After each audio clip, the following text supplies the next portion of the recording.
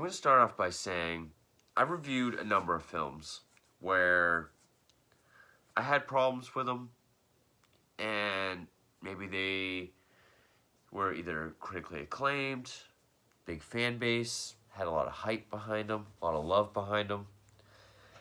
And I've said, I don't understand where the love is, but I get and I understand the film, and I don't understand why people like it. Midsummer, the ending to Hereditary. I understand those films. Just don't understand what people see in them. This film really has me lost, and feel free to let me know if I missed anything, because I don't know where the love for this comes from, or even really the film itself.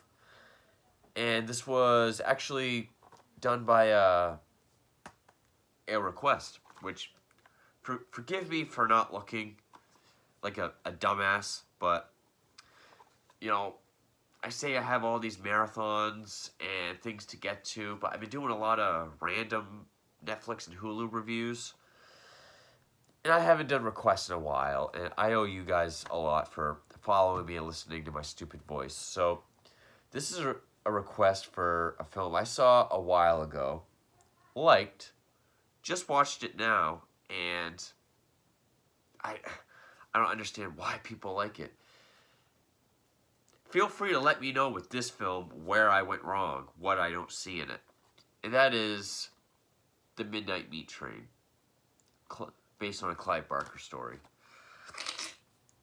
This is the unrated director's cut Blu-ray. Now, I saw this back in like 2011 or 12. At the time I thought, it's bloody. It's got good kills. Serial killer. I mean, this might have been, I don't remember if I was smoking weed at that time or not. If I had already quit, picked it back up, I don't remember. But it's pretty fucking forgettable because I didn't remember a damn thing. And I could not get into this movie. I found myself answering comments, reading up on other stuff. I had to go back a couple times, a couple chapters, because I blanked out. Okay, so it's directed by Ryuhei Kitamura. I know I pronounced that wrong. He has also directed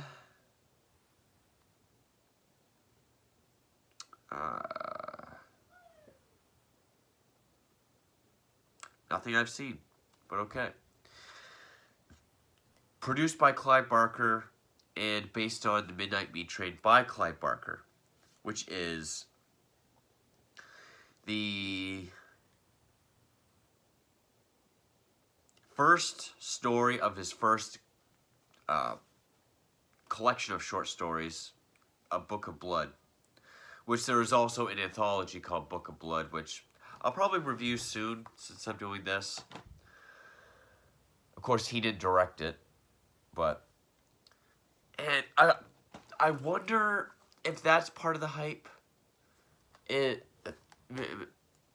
Maybe hype's a strong word, but... Okay, what do I mean by love and hype? Okay, I don't think this film was very huge when it came out. I mean, it only made $3.5 million at the box office. It has a 72 on Rotten Tomatoes. I mean, people liked it for its visual style, its kills, its sort of no holds barred kind of approach. Best Clive Barker adaptation since the first Hellraiser. I would put Candyman over this, to be honest. I really would. At least Candyman really, you get into the lore of the urban legend, the sort of, like, one of those kind of the stalker story where the victim is made to look crazy and guilty of a bunch of shit. There's the tragedy that makes it the gothic. I put Candyman over this. But, is it kind of like the Stephen King thing where it's a story by Stephen King, a lot of people just automatically love it? Story by Clive Barker. And I've seen this come up on a lot of, top 10 best horror movies of the 2000s, since 2000. Maybe it's the bloodiest, most brutal, best killer, best kills, over the top, bloody, in some cases even most brutal and, hardcore film. I've seen this on that list. I just don't see it.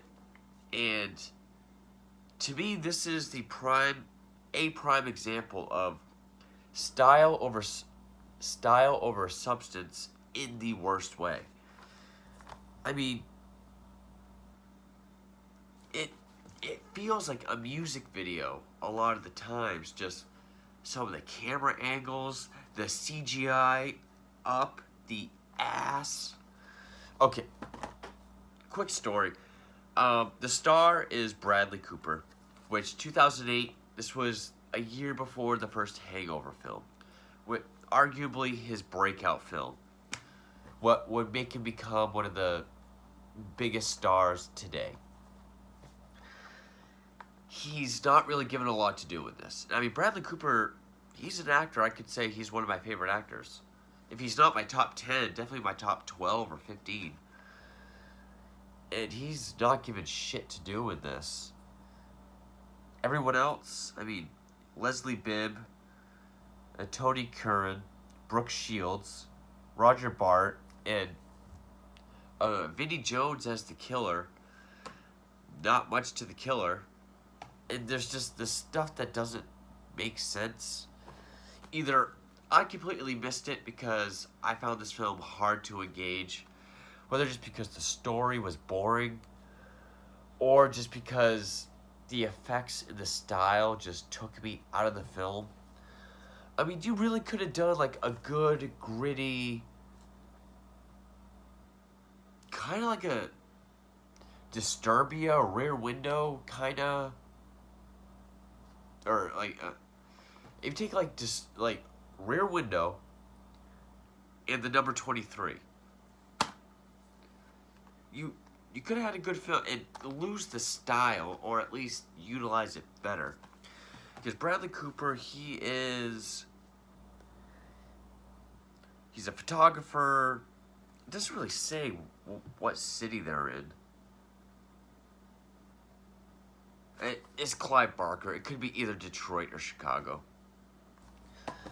He's a struggling photographer, and, his stuff just isn't quite getting it.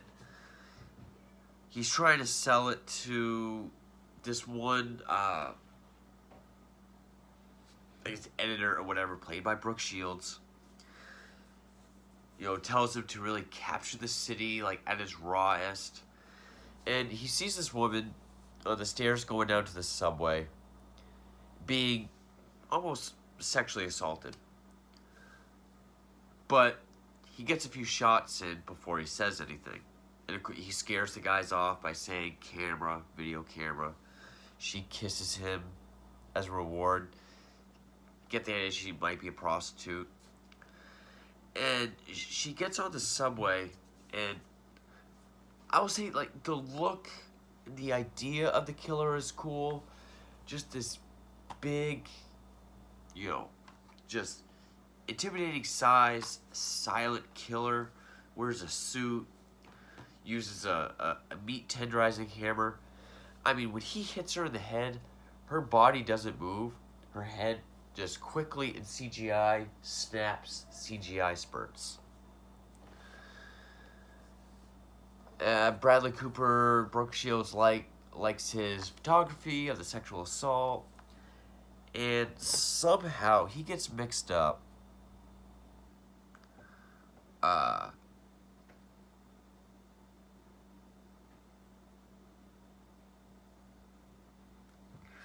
he discovers that the girl that he kind of rescued has gone missing, so he kind of looks into it.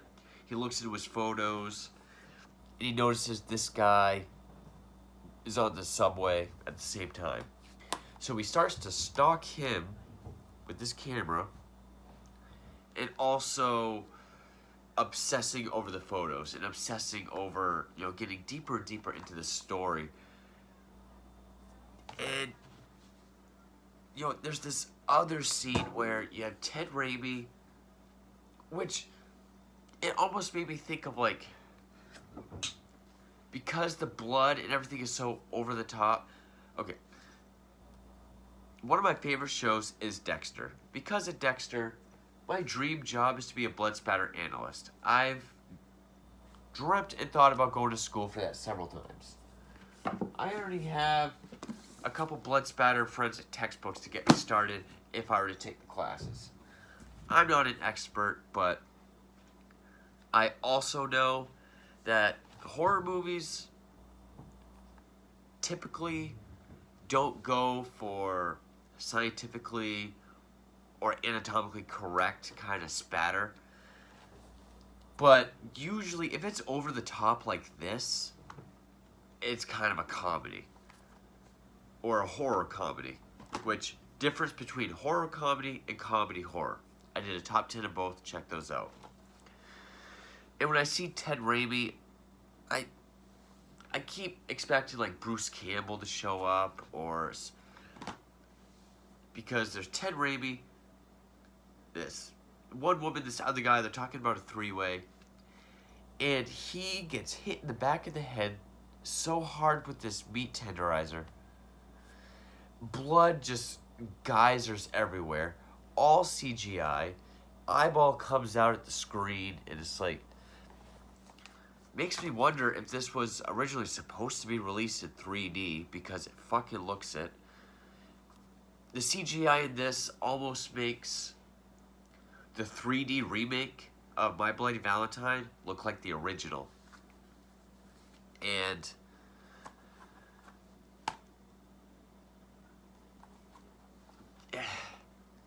it's one, I hate CGI, especially if it is, if it's not like the cherry on top to kind of help make things look good.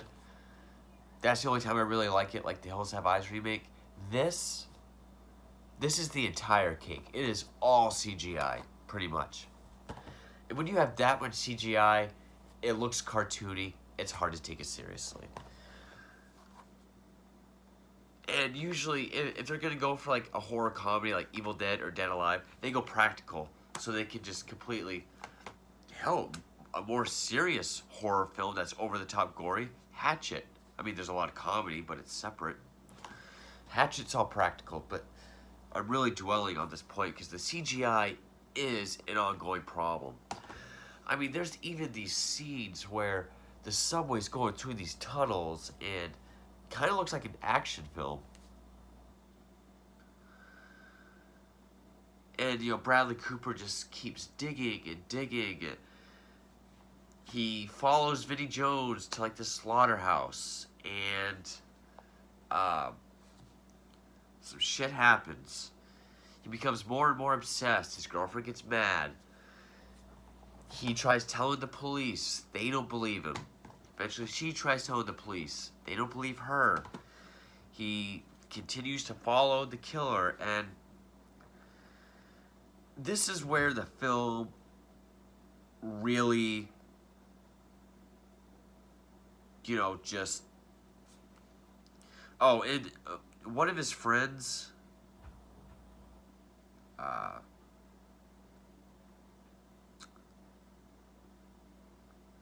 just want to make sure I get the right guy here. Okay. The guy that gets his dick cut off in Hostel 2, he's Bradley Cooper's friend in this. And again, just like my last review, I know I sound awful. I hate blowing my nose on camera, but sometimes I have to. Alright. It all leads up to this fight between Bradley Cooper and Vinnie Jones, which actually there's even more stuff that shows, the reason why his girlfriend goes to the police is because they follow Vinnie Jones like back to the slaughterhouse or back to where he lives or something, and they find this timetable that documents all these murders back like 100 years. And so that's what gets her to believe Bradley Cooper. But the fight between the two, I mean, it is like, it's almost like Spider-Man 2 on top of the train, but with like Spider-Man 1 CGI and just bad editing. And I mean, even a part where he has like this hook, he's like rolling off the subway and he like hooks back onto the roof. Eventually, it all just, where it loses it for me is they end up, which even, we see one part where the subway is full of bodies hanging upside down, all CGI bodies. You can't get any practical dummies, cover them in blood. One part even goes into a POV shot, looks straight out of a video game. POV shot of a guy upside down, looks up, you can kind of tell, he's getting his throat slit. Looks down, you see the CGI blood pool up, perfect reflection of the guy. And I mean, that is just, if this was all done practically, I could kind of get it, or I'd be more into it, but the tone and just the shift of this movie is so uneven. It's trying to be a straightforward horror film with gore and serial killer. It's trying to be this sort of Rear Window, Number 23 sort of psychological thriller. At other times, it becomes this really stylistic, action-packed kind of action film, like when they're the final fight between the two. Weird POV shots with the one victim, his POV of his throat getting slit, and just CGI everything. Looks like a video game. And you find out there's like these reptilian creatures living under the city, down by like where the subway is. And every so often a guy is chosen to kill the people on the midnight train to feed them so that they leave people alone during the day. And I mean, the cops are in on this. Everyone's in on this. And everyone that runs the city is in on it. Because they have to be aware, so, it's city ordinance, pretty much. And I mean, there's even one point where Bradley Cooper, I think he ends up at Vinnie Jones's place or at the slaughterhouse, and he wakes up with these carvings on his chest, and he like starts to behave like Vinnie Jones. But the thing about Bradley Cooper is there's not much to his character to begin with. He doesn't have much of an arc at all. We don't really know much about him other than he's a struggling photographer, and he quickly becomes obsessed with this guy and the murders. But yeah, by the end, he ends up being chosen to be the new killer, and the final shot is him on the train with the meat hammer in the suit, turning his head to reveal himself. I know I probably went through the cliff notes of this film, but this film was really hard to sit through, not because of its content, but just because I was bored. It didn't grab me with its story. It didn't grab me with its characters. Its effects could have been really awesome had they pulled it off with practically, and if the tone was more even. Serial killer film, psychological thriller, obsessed killer, solve the case film, really stylistic, action packed, action film or kind of high energy thriller. Terrible, terrible, terrible CGI, even for 2008. I'm not a fan of this film. Easily the best Clive Barker adaptation since the first Hellraiser. I still put Candyman way above this. I saw Body Bags forever ago. I actually don't even remember if that's an adaptation or just what he did. Same with Nightbreed. I saw both, but they were years ago. I do have a Book of Blood. I still gotta check that out. This film just wasn't for me. Parts of it were. It was just executed so poorly, especially just with the direction, the style over substance. I'm sorry, and I also forgive me for not remembering or checking who requested this. I know I'm stupid. But yeah, feel free to let me know what I missed on this film. But yeah, that is The Midnight Meat Train. Thank you for watching.